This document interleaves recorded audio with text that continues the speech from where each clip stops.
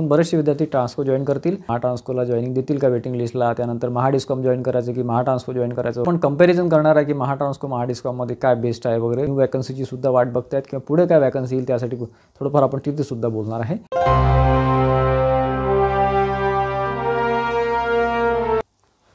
नमस्कार विद्यार्थी मित्रांनो, मी अमोल आगरकर। आज अतिशय महत्त्वाचं म्हणजे महाट्रान्सको एईचा जो रिझल्ट आलेला आहे कालच्या तारखेला, त्यामध्ये विद्यार्थी मित्रांचे बरेच मला कमेंट आले, बऱ्याचशा विद्यार्थ्यांचं सिलेक्शन झालेलं आहे, काही विद्यार्थ्यांचं काही पर्सेंटने किंवा काही पॉईंटने सिलेक्शन थांबलेलं आहे। म्हणजे सर्वप्रथम सर्वांना मनापासून हार्दिक अभिनंदन सर्वांचं, सगळं जे विद्यार्थी सिलेक्ट झालेले आहे किंवा वेटिंगमध्ये आहे त्यांचं मनापासून अभिनंदन, त्यांच्या पालकांचं अभिनंदन, कारण की महाट्रान्सको एई हा ड्रीम जॉब आहे। कंपॅरेटिव्हली बाकीच्या डिपार्टमेंटपेक्षा महाट्रान्सको जे जॉब आहे किंवा जो काही वर्क आहे, तुमचं टेक्निशियन असो की तुम्ही एई असा किंवा कुठल्याही पोस्टवर असा, महाट्रान्सको हे बेस्ट आहे। मी आधीपासून सांगत आलेलो आहे। हा जो आहे तो हा सेकंड चान्स होता। फर्स्ट चान्समध्ये 170 वॅकन्सी होत्या, आता साधारण 400च्या घरामध्ये वॅकन्सी होत्या। साधारण माझ्या माहितीप्रमाणे 415 त्यांनी मेरिट लिस्ट किंवा कन्फर्म लिस्ट घेतलेली आहे आणि 102च्या जवळपास त्यांनी वेटिंग लिस्ट डिक्लेअर केलेली आहे, ठीक आहे। आणि सर्वात महत्त्वाचं म्हणजे त्यामध्ये ट्रान्सपरन्सी त्यांनी ठेवलेलं आहे, महाडिस्कॉमसारखं त्यांनी ठेवलेलं नाही आहे। त्यामध्ये त्यांनी मेरिट लिस्ट डिक्लेअर केली, वेटिंग लिस्ट डिक्लेअर केली। सगळ्यात महत्त्वाचं म्हणजे जी महाडिस्कॉमने डिक्लेअर केलेली नाही आहे अजूनपर्यंत, जी आपली मागणी होती रिझल्ट लागल्यानंतर महाडिस्कॉमला, परंतु त्यांनी डिक्लेअर केलेली नाही आहे आणि ट्रान्सपरन्सी त्यांनी हे केलेलं आहे। आणि महत्त्वाचं म्हणजे त्यांनी मार्क्स डिक्लेअर केलेले आहे, प्रत्येक कॅन्डिडेटचे इंडिव्हिज्युअल सेक्शन वाईज मार्क्स त्यांनी डिक्लेअर केलेले आहे। याला म्हणतात ट्रान्सपरन्सी, जी महाडिस्कॉममध्ये नाही आहे, कधीच नव्हती, यापुढेही राहणार नाही असं मला वाटते। कारण की त्यांनी गेटचा जो मुद्दा केलेला आहे, गेटचा सुद्धा मुद्दा हा अन्यायकारक आहे सध्या तरी, परंतु त्यावर कोर्ट केस सुरू आहे। उद्याच्या तारखेला म्हणजे 26 फेब्रुवारी त्याची हिअरिंग आहे औरंगाबाद किंवा संभाजीनगर खंडपीठामध्ये। काही विद्यार्थी जे काय आहे ते उद्याच्या तयारीमध्ये लागलेले आहे, त्याचं पुढे काय होते ते बघू आपण। परंतु महाट्रान्सको एईनी खूप चांगला रिझल्ट लावलेला आहे, त्यामध्ये कट ऑफ हा एक्सपेक्टेडपेक्षा बऱ्याच जास्त गेलेला आहे। ऑब्व्हियसली तो जाणार होता, परंतु असं वाटलं होतं की निगेटिव्ह मार्किंग आहे त्याच्यामुळे थोडंफार हे होईल आणि जागासुद्धा जास्त होत्या, परंतु तरी कट ऑफ जास्त गेला। यासोबत एक डिक्लेअर करू इच्छितो की महाट्रान्सको एई आणि टेक्निशियनच्या कट ऑफ हा कुठेच कंपॅरिझन करू नका, असं समजू नका की हा खूप जास्त आला म्हणजे टेक्निशियनचा सुद्धा हा येईल, असं काही समजू नका विद्यार्थ्यांनी, जे मुख्यत्वे ITIचे विद्यार्थी आहेत ते। मी महाडिस्कॉमच्या रिझल्टनंतर फक्त आपलं एकमेव चॅनल आहे की ज्यांनी आपण जे बोललेलो होतो की यांनी ट्रान्सपरन्सी ठेवलेली नाही आहे, ट्रान्सपरन्सी ठेवायला पाहिजे, महाडिस्कॉमने ती ठेवलेली नाही आहे। नंतर मार्क्स थोडेफार डिक्लेअर केले, परंतु तरी शंका निर्माण झाली होती की यांनी व्यवस्थित काम केलं की नाही केलं, पहिला मुद्दा हा। आणि दुसरं वेटिंग लिस्ट त्यांनी अजूनपर्यंत जाहीर केलेली नाही आहे, कारण त्यासाठी का तो खूप महत्त्वाचा पॉईंट होता वेटिंग लिस्टचा, कारण की जवळपास माझ्या माहितीप्रमाणे 157 विद्यार्थी त्या लिस्टमध्ये आहे, महाट्रान्सको एईच्या, जे विद्यार्थी महाडिस्कॉम एईच्या सुद्धा लिस्टमध्ये आहे, ठीक आहे। त्यामुळे ते विद्यार्थी सगळे नाही म्हणणार मी, पण बरेचसे विद्यार्थी ट्रान्सको जॉईन करतील। फॉर एक्झाम्पल 100 मुलांनी जरी ट्रान्सको जॉईन केलं तरी 100 तिथे वॅकंट पोझिशन तयार होतात महाडिस्कॉममध्ये, आणि त्यांनी वेटिंग लिस्ट अजूनपर्यंत जाहीर केलेली नाही आहे, त्याच्यामुळे वेटिंगमधले जे विद्यार्थी आहे, फॉर एक्झाम्पल त्यांनी 100ची जरी जाहीर केली असती लिस्ट तरी ते 100 विद्यार्थ्यांना इथे संधी मिळू शकली असती, पण ते बघू आता वेटिंग लिस्ट, आपण अजूनही त्याची प्रतीक्षा करतो आहे। आपल्याला त्यांच्याकडनं थोडेफार पॉझिटिव्ह होप्स अजूनही आहेत महाडिस्कॉमकडनं। तर त्यामध्ये काही विद्यार्थ्यांचे प्रश्न आहेत, भरपूर प्रश्न आहेत ॲक्च्युली, किंवा वेटिंग लिस्ट जॉईन होईल का, महाट्रान्सकोला जॉईनिंग देतील का वेटिंग लिस्टला, त्यानंतर महाडिस्कॉम जॉईन करायचं की महाट्रान्सको जॉईन करायचं। रिझल्ट लागल्यापासून मला विद्यार्थ्यांचे भरपूर प्रश्न सुरू आहे, त्यामुळे मी हा सेपरेट व्हिडिओ घेतो आहे। त्याच्यामध्ये आपण कंपॅरिझन करणार आहे की महाट्रान्सको महाडिस्कॉममध्ये काय बेस्ट आहे वगैरे। न्यू वॅकन्सीची सुद्धा, ज्या विद्यार्थ्यांचं सिलेक्शन 1-1, 2-2 मार्कांनी राहिलेलं आहे, त्या न्यू वॅकन्सीची सुद्धा वाट बघतायत किंवा पुढे काय वॅकन्सी येईल त्यासाठी थोडंफार आपण तिथे सुद्धा बोलणार आहे।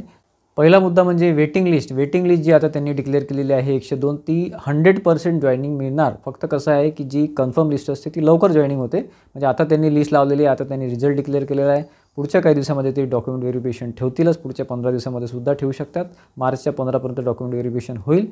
त्यानंतर बघा साधारण फायनल लिस्ट लावतील, एका महिन्यामध्ये वगैरे फायनल लिस्ट लावू शकतात, कारण इथे काय आता अडचण नाही आहे, त्यामुळे मार्च एंडिंगपर्यंत फायनल लिस्टसुद्धा लावू शकतात।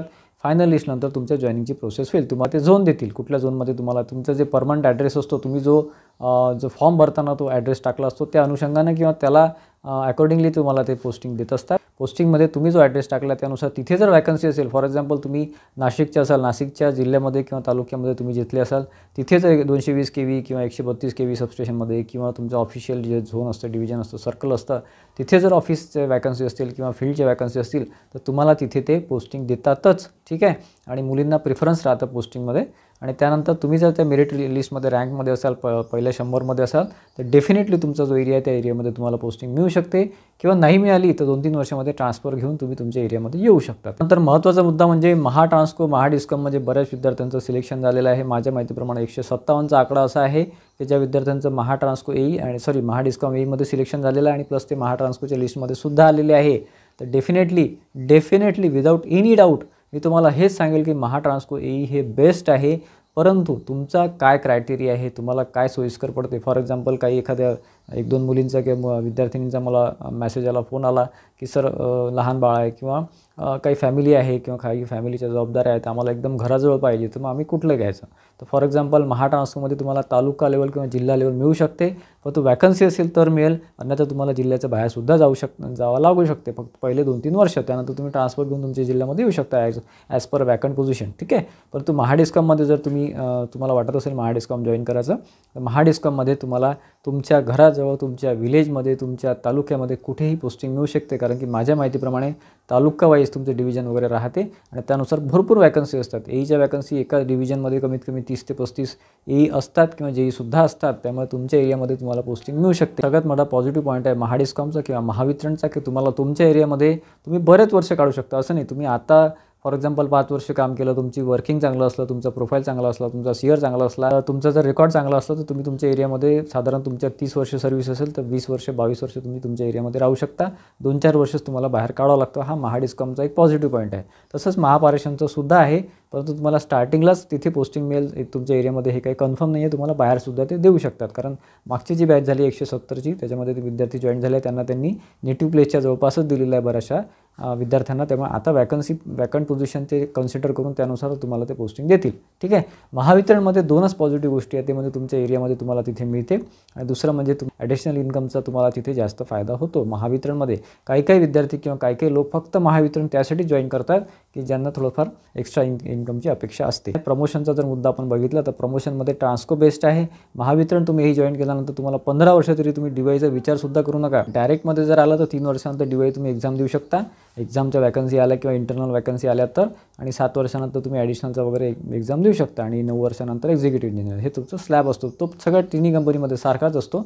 परंतु जर तुम्ही रेग्युलर ट्रान्सफर म्हणजे विदाऊट एनी एक्झाम जर तुम्हाला ट्रान्सफर पाहिजे असेल तर महावितरणमध्ये कमीत कमी 15 वर्षाच्या आधी तुम्ही अपेक्षाच करू शकत नाही तुम्ही AE to DY व्हाल, अशी अपेक्षा करू शकत नाही महाडिस्कॉममध्ये. पण तुम्ही महाट्रान्सकोमध्ये तुमचं 3 किंवा 5 वर्षानंतर तुम्ही ॲटोमॅटिक AE to DY होता. कारण की तिथे DYचे पोस्ट जास्त असतात आणि तिथे DYच्या पोस्टची जास्त गरज असते DYची वगैरे. ठीक आहे. आणि पुढे सुद्धा प्रमोशन चांगले आहेत. म्हणजे बघा डिस्कॉममध्ये तुम्हाला प्रमोशनसाठी भरपूर वर्ष वाट बघावं लागेल. तुमचं स्केल वाढतं. तुमचं जे काय ते जिओ वगैरे 6 वर्षानंतर सगळं लागतं. तुमच्या जे काय म्हणजे तुमची पोस्ट जरी यायची असली तरी तुम्हाला 10 वर्षामध्ये ॲडिशनलचं वगैरे किंवा ॲडिशनल म्हटल्यापेक्षा DYचं तरी तुमचं हे लागून जातं, स्केल लागून जाते कमीत कमी 6 वर्षानंतर. ठीक आहे. दर 6 वर्षानंतर ते चेंज होते, तुमचं ते लागून जाते तुम्हाला स्केल. ठीक आहे. परंतु प्रमोशन तुम्हाला पाहिजे असेल, पोस्ट मोठी पाहिजे असेल तर तुम्हाला ट्रान्सको जॉईन करावं लागेल. ट्रान्सको जॉईन केलं तर तुम्हाला हा तिथे बेनिफिट प्रमोशनचा चांगला मिळेल. ठीक आहे. आणि सगळ्यात महत्त्वाचा पॉईंट जो आहे यामध्ये डिस्कॉम आणि ट्रान्सकोमध्ये तो म्हणजे डिस्कॉमचं जे वर्किंग आहे ते खूपच लेंदी आहे, खूपच वर्स्ट आहे. बऱ्याचशा जे काही इथं जॉईनिंग झालेलं आहे त्यांना माहिती असेल किंवा जे काम करतात त्यांना माहिती असेल. बरेचसे जिथे जे लोक आहेत ते रिझाईनसुद्धा करतात AEचे JEचे वगैरे, कारण की त्यांना दुसरं ऑप्शन मिळालं तर ते रिझाईन करतात. ठीक आहे. कारण की वर्किंग खूपच घाणेरडं आहे. तुम्हाला फील्डवर जर काम करावं लागलं तर त्यापेक्षाही वाईट परिस्थिती आहे.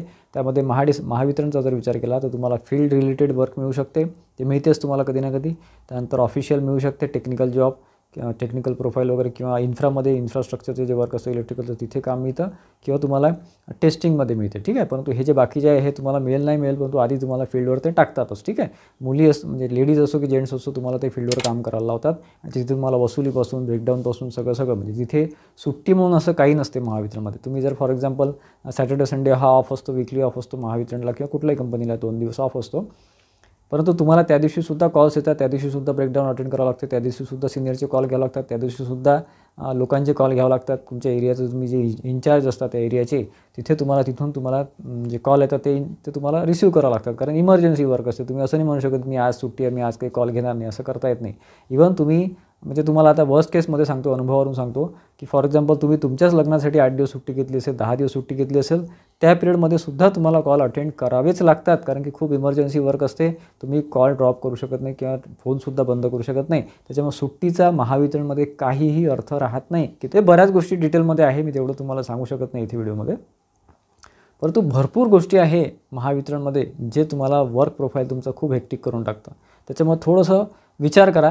बाकी तुमचं प्रिफरन्स तुम्ही निवडू शकता. तुम्हाला एकदमच घराजवळ पाहिजे असेल, तुम्ही बाहेर राहूच शकत नाही, तर महावितरणशिवाय दुसरा पर्याय नाही आहे. आणि महावितरणमध्ये एक जो भाग आहे तो युनिक आहे बाकी कंपनीपेक्षा, की महावितरणचा जो जेई असेल किंवा ए असेल त्याला सोशल रिस्पेक्ट, समाजामध्ये आदर हा खूप मोठा असतो. कंपॅरेटिव्हली महाट्रान्सकोच्या इंजिनियरला किंवा महाजनकोच्या इंजिनियरला सहसा विचारत नाही. म्हणजे त्याची रिस्पेक्ट ही कंपॅरेटिव्हली महावितरणच्या जेईपेक्षा एईपेक्षा सुद्धा कमी असते, कारण त्याच्यामध्ये खूप मोठे अधिकार असतात. महावितरणच्या जेईला एईला खूप अधिकार असतात, त्यामुळे ती जी पोस्ट आहे ती खूप रिस्पेक्टेबल होऊन जाते. मगच्या याच्यानुसार तुम्ही कुठे स्टँड करता ते बघून तुम्हाला ते ठरवावं लागेल. परंतु तरी मी फायनली तुम्हाला सांगेल की महाट्रान्सको हे कधीही बेस्ट आहे. महाट्रान्सकोमध्ये थोडंफार तिथे पण प्रॉब्लेम येतीलच, असं नाही की येणार नाही, परंतु कन्झ्युमर कॉन्टॅक्ट कमी आहे, फोन कॉल कमी येतात, थोडेफार येतात, काही सिनियर पोस्ट येतील किंवा सिनियर तुमचे जे असतील त्यांचे येतील किंवा थोडंफार बाकी लोकांचे येतील, परंतु जास्त नाही येणार. कंपॅरेटिव्हली 10% येतील महावितरणपेक्षा कॉल्स. आणि बाकी तुमचं सुट्टी वगैरे तुम्ही एन्जॉय करू शकता, जे काय आहे ते सगळं. बऱ्याच गोष्टी आहेत, तुम्ही वाटलं तर मला कमेंट करा, या रिलेटेड आपण डिटेल व्हिडिओ घेऊ.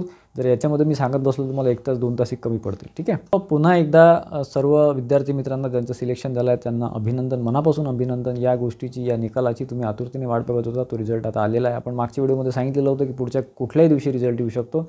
तसंच आता महापारेषण विद्युत सहाय्यकचा रिझल्ट हा 15 मार्चपर्यंत 100% लागून जाईल. त्याच्यामुळे जास्त विचार करू नका टेक्निशियनचे विद्यार्थी किंवा ITIचे विद्यार्थी. रिझल्ट हा 15 मार्चपर्यंत लागेल, एकदम काय आताच लागणार नाही.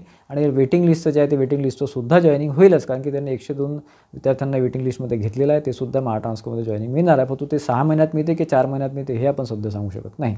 ठीक आहे. सध्या DVसाठी रेडी राहा, DVसाठी डॉक्युमेंटेशन व्यवस्थित ठेवा, कुठल्याच प्रकारची चूक करू नका. आणि तुमचं जे जॉईनिंग आहे ते कदाचित मार्च एंडिंगपर्यंत किंवा होऊ शकतं, कारण की त्यांना 31 मार्चच्या आधी सगळं क्लोज करायचं आहे महापारेषणला. म्हणजे फॉर एक्झाम्पल ज्यांचे रिझल्ट आले त्यांचे तरी ॲटलिस्ट विद्युत सहाय्यकचं क्लोज होणार नाही, पण बाकी EE आणि बाकीचे रिझल्टसुद्धा येतीलच आता हळूहळू स्टेप बाय स्टेप. व्यतिरिक्त तुमचे काही प्रश्न असेल किंवा जॉब प्रोफाईलबद्दल किंवा डिस्कॉमबद्दल आणखी काही डाऊट्स असतील तर मला मेसेज करा किंवा कमेंट बॉक्समध्ये कमेंट करा. आपण त्यावर सेपरेट व्हिडिओ घेऊ, परंतु रॉंग डिसिजन किंवा चुकीचं डिसिजन घेऊ नका, कारण की पुढचं आयुष्य तुमचं त्याच्यावर डिपेंड राहते. आणि राहिला प्रश्न न्यू वॅकन्सीचा, तर न्यू वॅकन्सीचं बघा, EE जेईसाठी डिस्कॉम, जेनको, ट्रान्सको सगळ्या ठिकाणी ट्रान्सकोमध्ये डबल आलेली आहे. डिस्कॉम आणि जेनकोमध्ये अजून आलेली नाही आहे वॅकन्सी, म्हणजे एकदाच आलेली आहे डबल. महापारेषणमध्ये चान्सेस हा आता सध्या तरी फार कमी आहे, कारण की 2 वेळा वॅकन्सी येऊन गेलेली आहे.